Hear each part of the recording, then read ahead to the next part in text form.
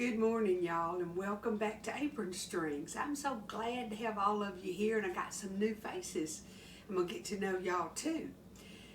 Today we're just going to putter around in this kitchen and cook a meal, and I'm going to show y'all exactly the process that I use when I cook pinto beans. You can make them churro or whatever, however you want to season them.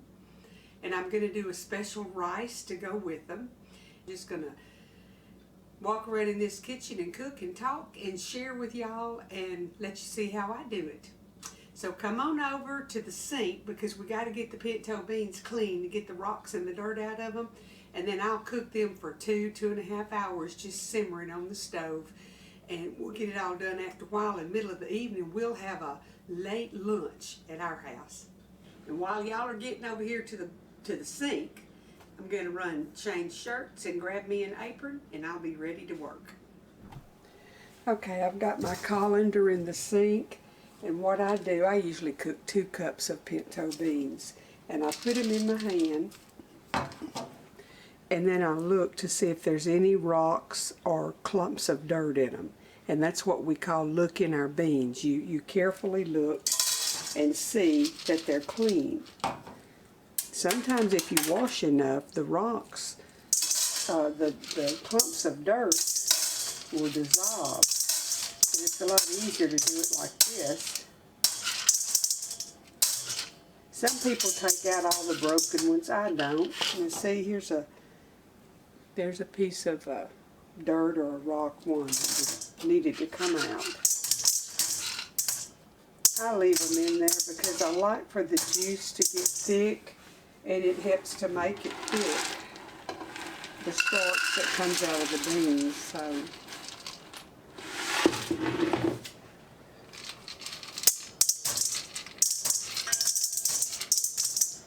there's another one.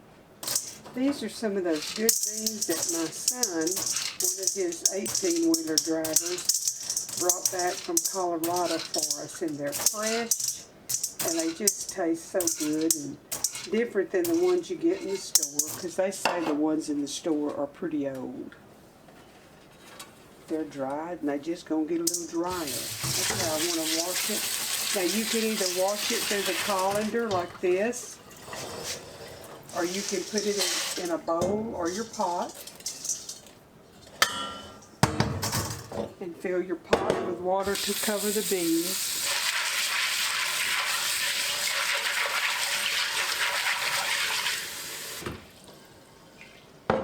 And I swish them around and then pick them up. That leaves the dirt that comes off of them in the bottom of the pot. And that gets them real good clean. We don't want dirt in our beans.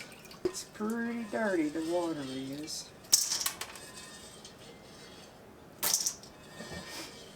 I'm going to cook beans and rice. Now when I was growing up, when we had beans, that was our meat for the meal.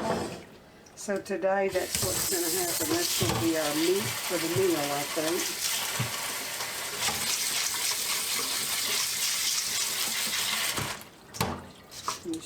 I don't know, with this pot being black, I don't know if y'all can tell how dirty that water is, but the water has quite a bit of stuff in it, so that worked really well. Make sure I rinse all of it out of my pot. Now you know when I canned ham the other day, I saved my ham bones.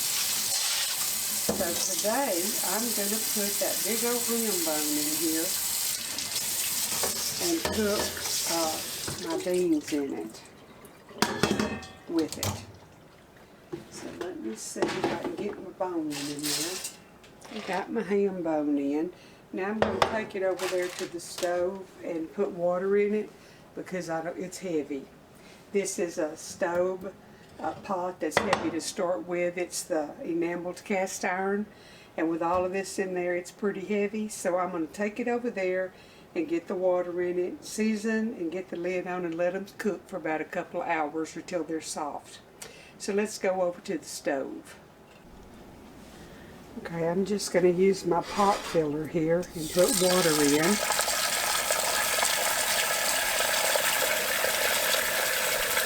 And then I'm going to put some garlic cloves in there, but I'm going to put onion powder and garlic powder, salt.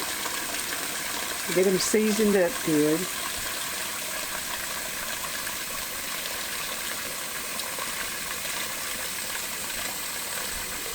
Okay. I'm going to put, this is a half of a teaspoon. I'm going to put a teaspoon of salt in to start with. And some onion powder.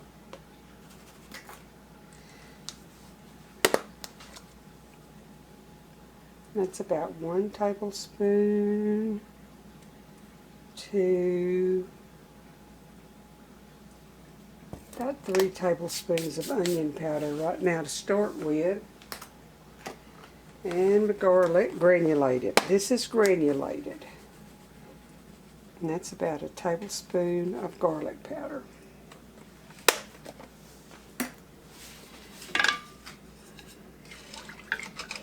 Now some people put sugar in them to make them tender. Troy don't like sweet beans, so I'm not going to put sugar.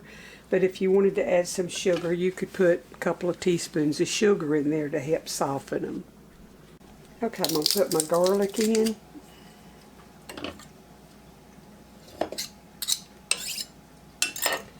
Two or 3 cloves.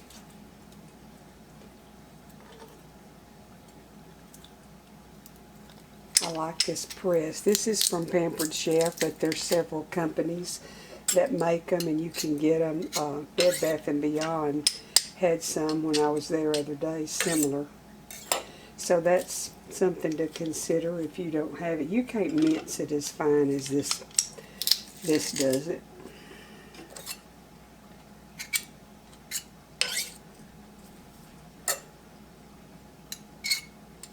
Sometimes I saute an onion to start with, but if April and them come to eat, she does not like onion, and I'm going to see if they want to come and eat beans and rice this afternoon. So I'm not going to put onions this time in them. Okay, y'all, I have chopped up a medium onion, really small, and I'm just going to cook it till it caramelizes a little bit. And this is going to go into my rice. So we're going to have some very good seasoned rice. And I'm going to put some onion soup mix in it also. So it'll just be wonderful to go with our beans. So let me get my onion caramelized, and then I'll be back and show you what else I'm going to do. Okay, I'm going to use my rice cooker. And I'm doing 2 cups of rice, so I'm going to use 4 cups of liquid. I'm going to use just water out of the hydrant. I've sprayed it with some cooking spray. I'm going to add 2 packages of onion soup mix.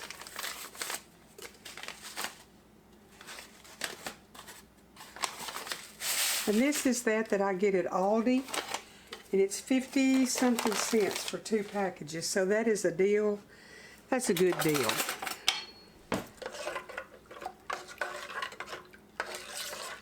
I'm going to taste of this here in a minute and make sure it's not too salty.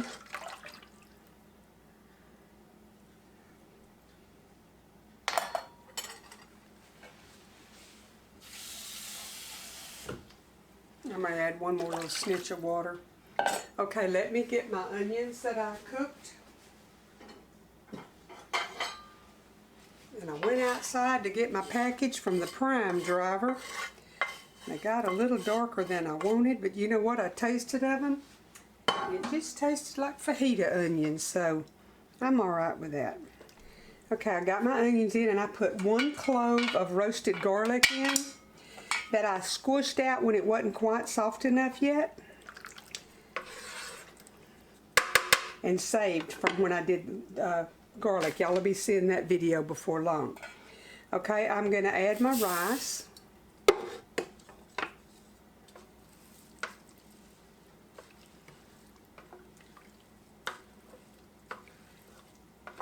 Now I'm not adding any salt because it has salt in the soup mix. I am going to go ahead and add, as usual, a little onion and garlic powder. This is going to be so good with those pinto beans. Kids aren't coming today. April said, Mama, we'll come tomorrow because warmed up beans are good. So they'll still get some of them, it just won't be today. Actually, the juice gets thicker. Now you can do this just cooking rice just like you're supposed to. Bring your water to a boil on the stove. Add your rice, bring it back up to a simmer, put the lid on and cook it 20 minutes and your rice would be done. I'm also going to add 2 tablespoons of butter.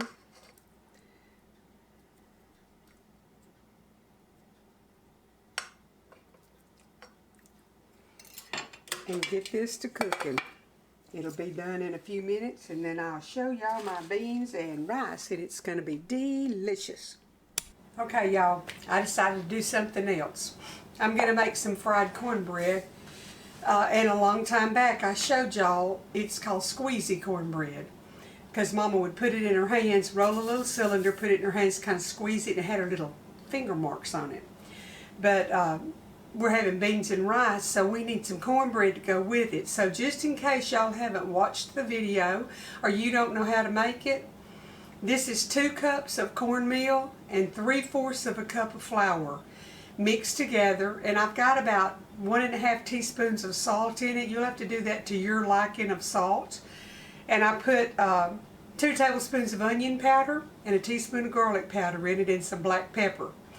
And you mix that up, your dry ingredients, get them all incorporated really good. Now there's no baking powder, no baking soda, just in case you think I forgot it, no. And then you get some water boiling and you get enough water in it and stir it up till all of your dough is wet. And it has to be a thick dough. You see how thick that is? It's like Play-Doh, okay? You're going to get that all mixed together and everything moist because that boiling water kind of cooks the cornmeal and stuff just a little bit. And then you want to get you a bowl or a cup or something of cool water to dip your hands in, and I haven't done that yet, so let me do it. Because this is hot and it'll burn your hands, and I've got my oil heating over here in my cast iron, regular old black cast iron skillet. Now all you do is get you a little blob of this and roll it into a cylinder. You can do it flat, but this is how Mama did it. She'd roll this little cylinder like this and then she'd squeeze it a little bit. It had little finger marks in it. So as we kids grew up, my brother and I called it squeezy cornbread. Now a lot of people just make a flat, like a little flat pancake, but we always do ours in little cylinders. You do it however you want to. I'm just getting them ready. When the grease gets hot, I'm going to put them in there. Troy's outside doing something. It's just about time for him to come in and eat. We haven't eaten today, and I'm kind of anxious to have some of this. It smells good. Now you can add onion, finely chopped onion to this. You could add seeded jalapeno to it. You can do whatever you want to. We just like it plain, and I like mine dipped in ketchup sometimes.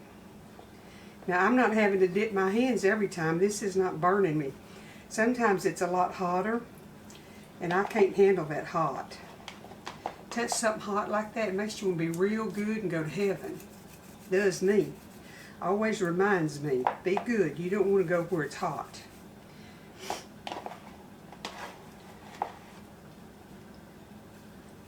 Y'all, be very careful with this COVID mess going around. We've lost some people and that ain't good. They say that a mask protects other people from you in case you've been exposed or have it and don't know it, or have it and do know it. If everybody would protect everybody else from them, maybe things would slow down. I don't know. I hate those masks, but I hate the thought of getting COVID too, or some of my friends getting it and suffering death from it. Never thought I'd see the day when it was like this. But at my house today, I hadn't had to worry about that. I've just been getting all the goodness out of this day that I can. So I won't talk about that right now. Stick my head in the sand, maybe it'll go away. My grease is about hot. I'm going to get my cornbread in and get it frying. and I'll bring y'all back when I get it finished and show you what it looks like. Okay, I got the cornbread frying in my cast iron skillet, and I want it to get golden brown, and then I'll take it out and I'll put it on some paper towels so it'll absorb some of the oil, and we're going to have it with some beans and rice. Okay, the cornbread's done.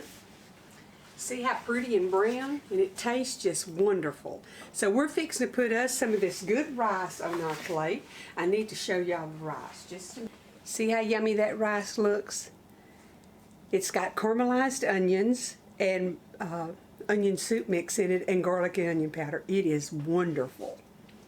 So I hope that y'all have learned something new. If nothing else, you've walked around in this kitchen and listened to me rattle for about an hour.